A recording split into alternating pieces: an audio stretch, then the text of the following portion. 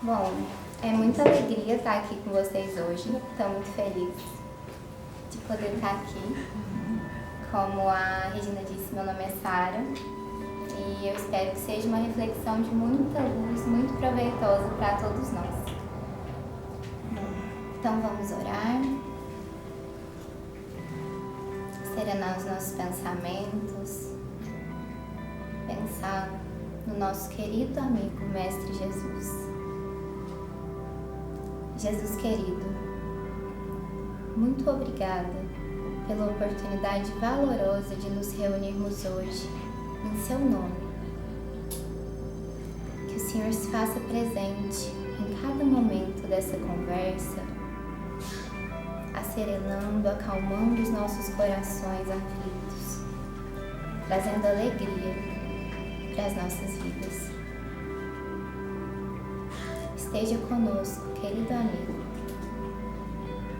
Abençoe nossas intenções, equilibre as nossas energias verdadeiramente dentro de nossos corações. Pedimos aos amigos e mentores da casa que estejam conosco, nos auxiliando, nos dando amparo, para que essa conversa seja o mais proveitosa possível e para que nós saiamos daqui minimamente transformados, reequilibrados e energizados para seguir na vida.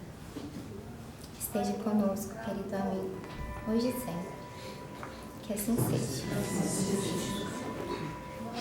Bom, gente, o tema da nossa reflexão é Filhos do Amor, a nossa identidade divina. E para começar a nossa conversa, eu queria fazer algumas perguntas para vocês.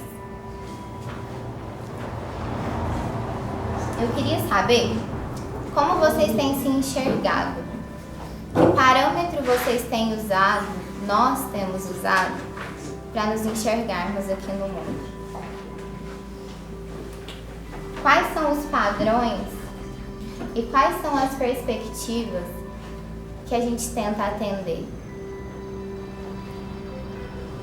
Quais são os padrões de triunfo que a gente tem colocado para seguir no nosso caminho? São os padrões de triunfo do mundo, da matéria? São os padrões de triunfo do Cristo? Eu gostaria que nesse momento a gente refletisse verdadeiramente sobre isso. A quem nós temos atendido? Quais vozes nós temos ouvido? Com que lente a gente se analisa diariamente? Como a gente se apresenta para a gente, para o outro? Como a gente se vê? Quais são os olhos que a gente usa para tentar se enxergar aqui nesse mundo?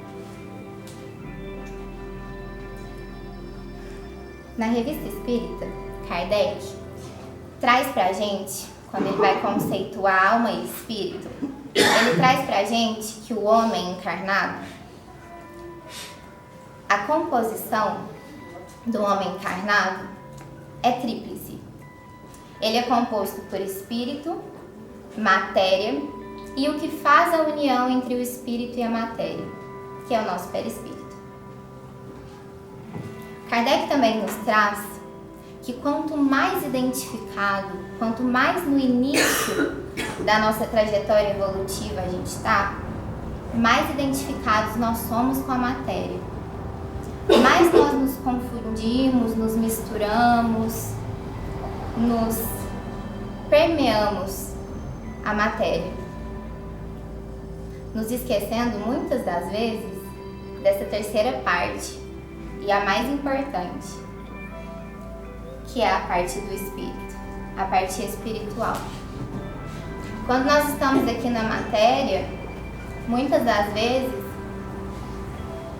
nós nos distraímos com os muitos estímulos. O mundo está sempre pedindo da gente, tomando o nosso tempo para as coisas do mundo que são importantes.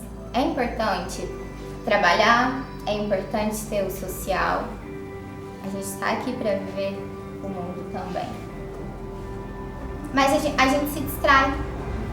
A gente esquece que nós somos mais que isso. Que a matéria é a ferramenta, é o meio que a gente vai conseguir ascender, que a gente vai conseguir se transformar. E aí a gente usa o meio como finalidade, como causa. E aí, ao fazer esse movimento de fechar os olhos do espírito, e abrir os olhos da matéria, né, querer atender a tudo que solicitam da gente na matéria, a gente vai se desligando do nosso eu espiritual, que é o que a gente é. E aí a gente vai criando um tanto de necessidades que não existem. E essas necessidades são os vícios. A gente vai viciando a nossa matéria em necessidades falsas e reais. Só para satisfazer, muitas das vezes, coisas muito transitórias, passageiras, só daqui. O Emmanuel fala que a gente perde tempo construindo castelos de riquezas transitórios. Então a gente trabalha, constrói coisas gigantes, mas que vão passar. E nesse meio do caminho, se desligando, esquecendo da nossa essência, a gente se afasta do Criador também. A gente se afasta de Deus.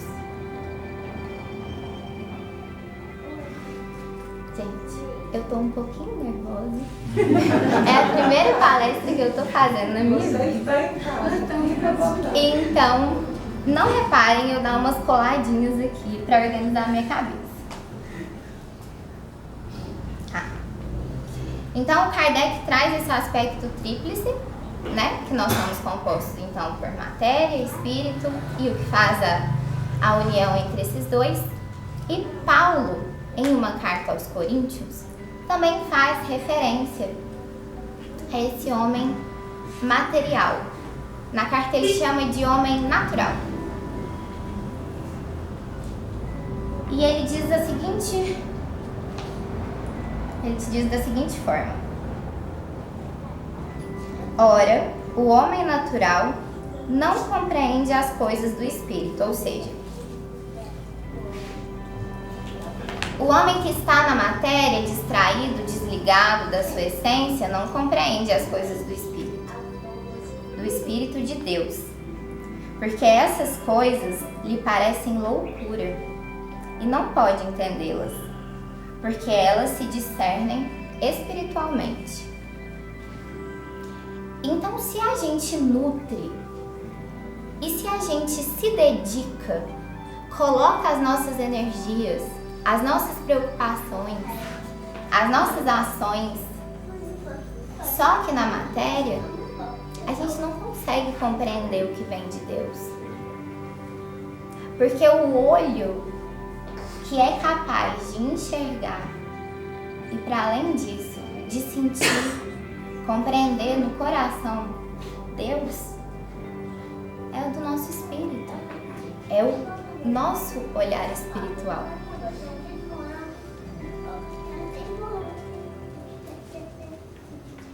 Conforme o homem avança na sua jornada espiritual, mais sutil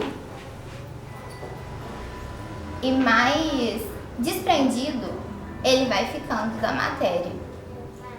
Então a gente consegue começar a trabalhar esse lado espiritual. A gente consegue começar a perceber, a sentir Deus verdadeiramente nos nossos corações. E tem uma questão no Livro dos Espíritos que pergunta o seguinte: qual é o meio mais eficiente de combater a predominância da natureza corpórea? E a resposta é muito curtinha. Os espíritos respondem que é praticando a abnegação. E eu fui pesquisar melhor o significado e a etimologia de abnegação, para a gente conseguir entender o que seria Mais detalhadamente, o significado de abnegação é uma ação caracterizada pelo desprendimento e altruísmo, e em que a virtude supera todas as tendências egoísticas da personalidade. Ou seja, abnegar no significado dela é se desprender, se desligar por uma causa maior. E na etimologia é a origem da palavra, da onde ela vem. Essa palavra abnegação vem do latim e ela vem da palavra abnegatio. Abnegatio significa ato de recusar ou negar. É formada por ab, que é para fora, e negatio, que vem de negar. Ou seja, a abnegação está muito ligada, muito conectada ao não.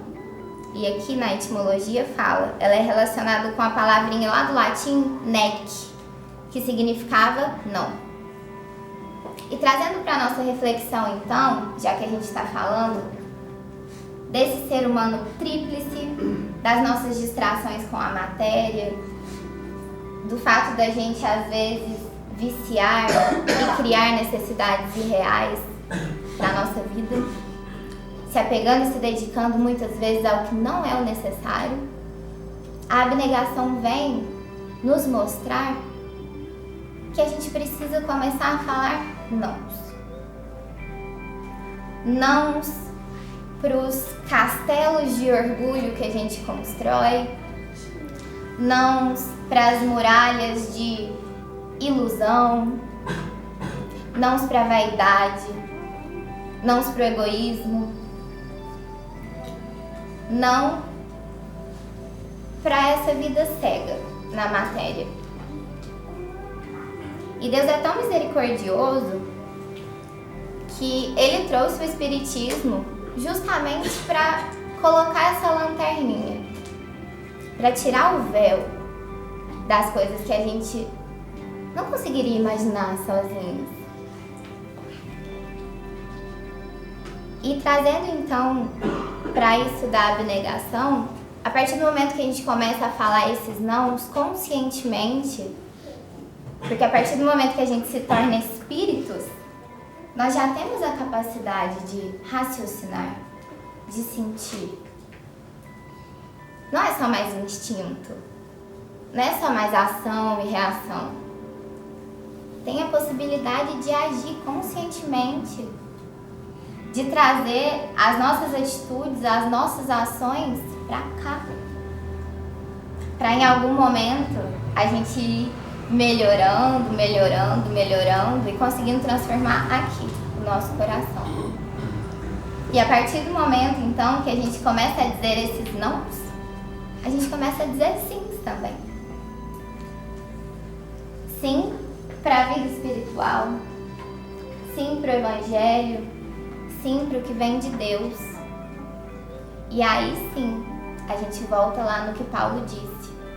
Aí a gente começa a ter olhos para discernir, para se conectar com a magnitude que é Deus. E a gente fala, né, Deus tem a definição do Livro dos Espíritos, mas quando eu disse Filhos do Amor, no título da palestra, é porque a definição de Deus no Novo Testamento é amor. João traz na sua primeira carta que Deus é amor. Então, quando a gente começa a abnegar, a dizer não para as coisas que antes nos amarravam voluntariamente à matéria, a gente diz sim para Deus, diz sim para o amor, diz sim para a possibilidade do amor vir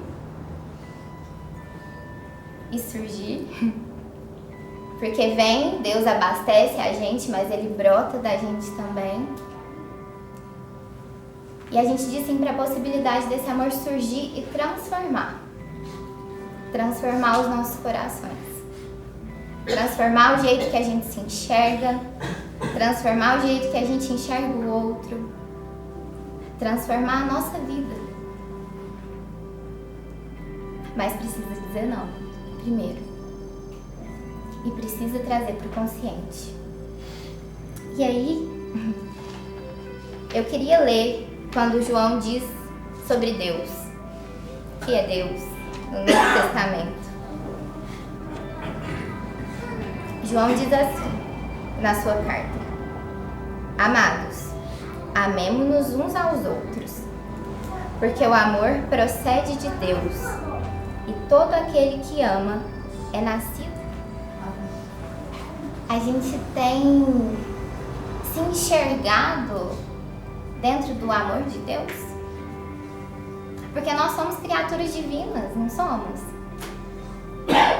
Então, em que momento que a gente se percebeu tão distante? Em que momento que a gente se olhou com falta de amor? No momento em que os parâmetros de definição de nós mesmos viraram os parâmetros daqui do mundo. Porque o mundo nunca está satisfeito. Nunca está satisfeito. Pode ser o que for, o seu melhor. Para o mundo, não é o suficiente. Porque as coisas que perecem, acabam, não é de verdade. Agora pensem, como Deus olha pra gente, gente. Eu não sei quantos aqui são pais já, mas um pai olha pro filho e vê o potencial. Vê o que tem de mais bonito no seu filho. Vê luz, vê amor, vê capacidade que às vezes nem o filho está vendo no momento. Como será que Deus olha pra gente? É com muito amor. Ele vê a potência que a gente tem. Porque nós temos muita potência, nós viemos dele. A gente precisa urgentemente reassumir a nossa posição nas nossas vidas de filhos de Deus, de filhos do Criador, que tem a possibilidade em mãos de criar também, dentro do amor dele, de co-criar, amando aqui na terra dentro das nossas possibilidades. Porque dá, gente. Dentro do que é nosso, mas dá. Então é um convite. Eu sei que é difícil, mas que a gente tem que se enxergar diariamente como filhos de Deus, como potência divina. E quando ficar difícil, que a gente se recorde do Evangelho de Jesus. E aí,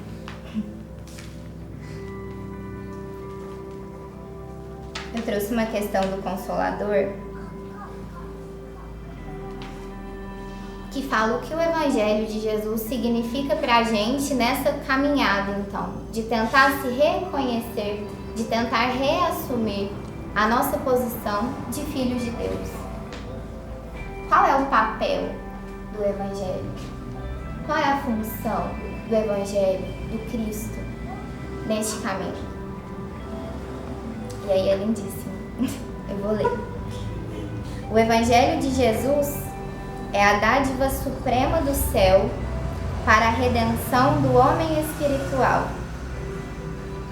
E eu acho muito incrível que eles fazem questão de destacar bem do homem espiritual.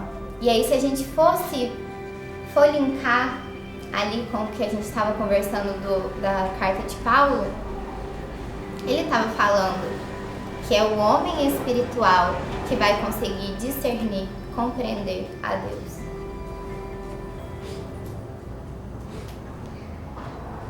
É a dádiva suprema para a redenção do homem espiritual, em marcha para o amor e sabedoria universais.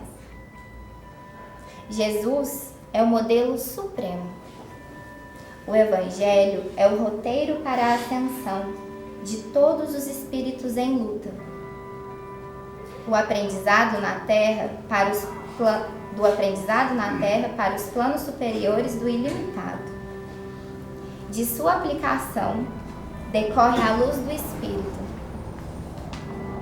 No turbilhão das tarefas de cada dia, lembrai a afirmativa do Senhor: eu sou o caminho, a verdade e a vida. Ou seja, o Evangelho vem para nos dar um roteiro. Porque é difícil imaginar como retornar para isso que a gente se distanciou há quanto tempo, quantas encarnações a gente não está tentando e trabalhando e se esforçando para retornar para Deus. E Ele, que é tão bondoso, mandou Jesus aqui na Terra para exemplificar com a própria vida dele como a gente precisa agir para se colocar novamente nesse caminho. Jesus vem clarear o caminho vivendo. Ele vem ser o exemplo vivo na Terra de como a gente precisa se comportar didaticamente, amorosamente, em cada gesto, em cada olhar de Jesus. Tinha mensagem, tinha lição, tinha roteiro. E ele trouxe também a verdade. Jesus clareou antes do Consolador, antes da doutrina espírita.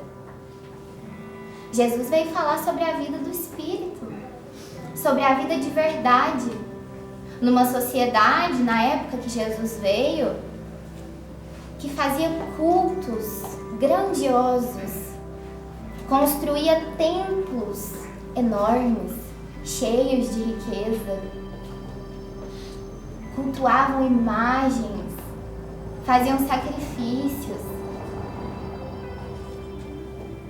E Jesus veio trazer a verdade, falando com amor, olhando para todos com amor, com respeito, com igualdade, olhando para as pessoas com dignidade. Faz uma falta às vezes ser olhado com dignidade no mundo, não faz? Então que a gente se lembre que Jesus fez isso por nós e que nós podemos fazer isso pelo outro. Nós podemos olhar para o outro com dignidade, olhar para a gente com dignidade, nos tratar com amor.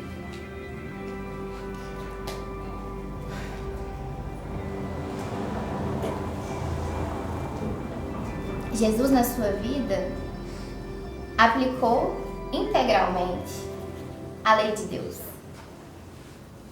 Ele veio mostrar, e aí a gente volta naquilo de discernir, de compreender o que é Deus, que é tão amplo. Jesus veio mostrar o que é Deus pelas ações dele. E aí Filipe, que era um discípulo, pergunta para Jesus, pede para Jesus, aliás, na mesma passagem que Jesus diz que é o caminho, a verdade e a vida, Filipe pede para ele: Senhor, mostra-nos o Pai. Isso nos basta. Aí Jesus fala para ele: estou há tanto tempo convosco e não me tendes conhecido, Filipe.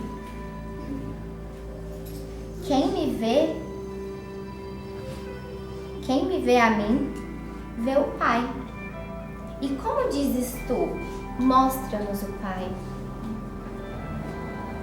Jesus veio nos mostrar com todas as suas obras o que é esse amor de Deus. Ele aplicou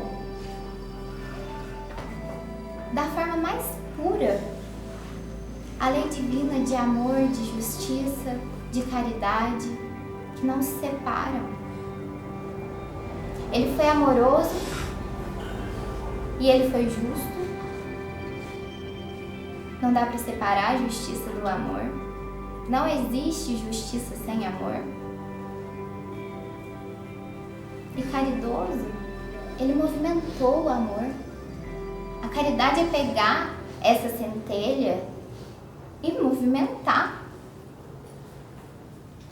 Os milagres, os grandes feitos eram o amor em movimento.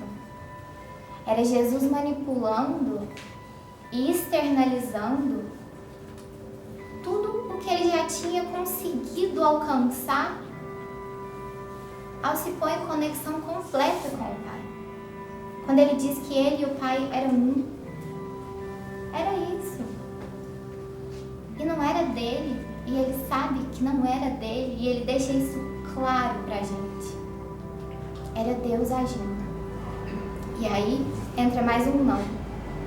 Muitas das vezes a gente quer que seja por nós, que seja pra nós, e não é.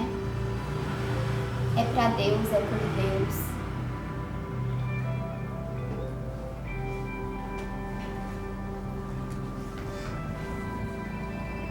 E aí, continuando a leitura que eu estava fazendo,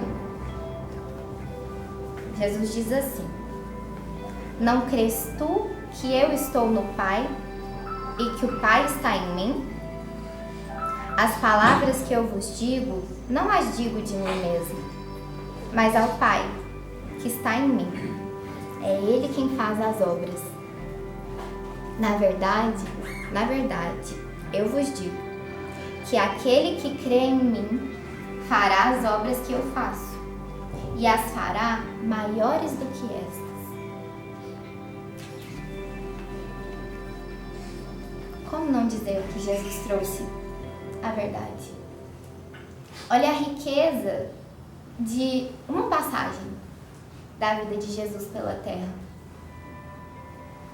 Ele nos diz aqui que se nós crermos, se nós exercitarmos a nossa fé, a nossa fidelidade a Deus, nós poderemos amar da mesma forma que Ele amou. Nós seremos potência, centelha, da mesma forma que Ele foi para nós. Isso está meio distante, talvez, mas dá para fazer agora, dentro das nossas possibilidades, nos analisando verdadeiramente, sendo honestos, admitindo e assumindo o que nós já sabemos fazer, trazendo para o consciente mais uma vez, trabalhando o nosso sentir, aprimorando o nosso sentir através do Evangelho do Cristo, que vai nos aproximando cada vez mais e mais e mais de Deus. Não precisa fazer uma coisa muito grandiosa. Ou melhor, é grandiosa para a nossa história. Cada pequeno gesto que a gente fizer de amor nesse mundo é grande, gente. Só que muitas das vezes não vai vir o reconhecimento de fora. E é aí que a gente vai falar, não é esse reconhecimento que eu quero mesmo. Não é reconhecimento que eu quero. Não é isso que a gente precisa. Porque Deus conhece a gente. Porque Deus sabe quem a gente é. E Ele ama a gente independente do que for.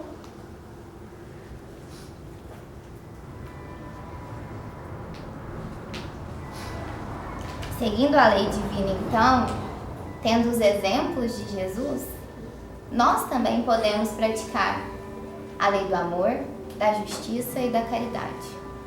E dessa forma, a gente consegue sutilizar, trabalhar, aprimorar a nossa moral. E aí na definição do Livro dos Espíritos, né, sobre moral, é a regra do bem proceder. Então a gente vai trabalhando a nossa moral e isso vai virando uma regra. O bem proceder, o bem agir, vai virando uma regra. aos poucos.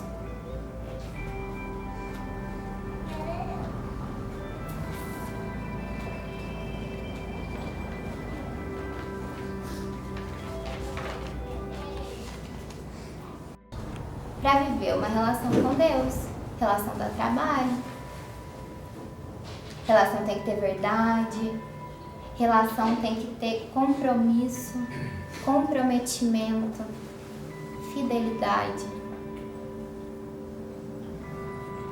Mas se a gente for por esse caminho, com Jesus indo na frente, é possível, a gente vai conseguir. E a gente vai conseguir estreitar os laços com o nosso Pai, com o nosso Criador. E ir tomando, retomando pra gente a nossa potência divina, a nossa essência divina. Que a gente encheu de coisa, que foi sufocando, tampando. Mas nesse caminho, nesse processo, é possível ir tirando, pouco a pouco. Que Jesus vem, pega na mãozinha da gente, vai ajudando a gente a tirar. Quando a gente acha que não vai dar certo, ele fortalece. E a gente vai se despindo das coisas da matéria. Para sermos de verdade filhos de Deus no mundo, centelhas, brilhando a nossa luz, como Jesus mesmo disse. Para que a gente brilhe a nossa luz.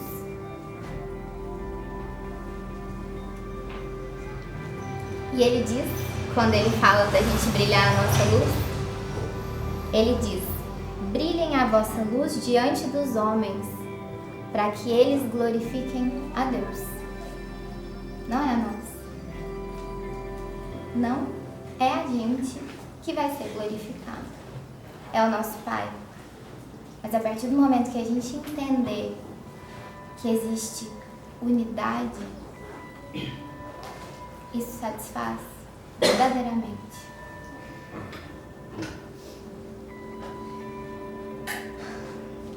Vou ler só mais uma mensagem então para a gente ir para o passe. Paulo diz aos Colossenses: portanto, como povo escolhido de Deus, santo e amado, revistam-se de profunda compaixão, de bondade, de humildade, mansidão e paciência. Suportem-se uns aos outros e perdoem as queixas que tiverem uns contra os outros. Perdoem como o Senhor lhes perdoou. Acima de tudo, porém, revistam-se do amor, que é o elo perfeito. Que a paz de Cristo seja o juízo em seu coração, visto que vocês foram chamados para viver em paz, como membros de um só corpo. E sejam agradecidos. Eu queria agradecer imensamente pela oportunidade de falar com vocês hoje, pelos ouvidos. Eu espero que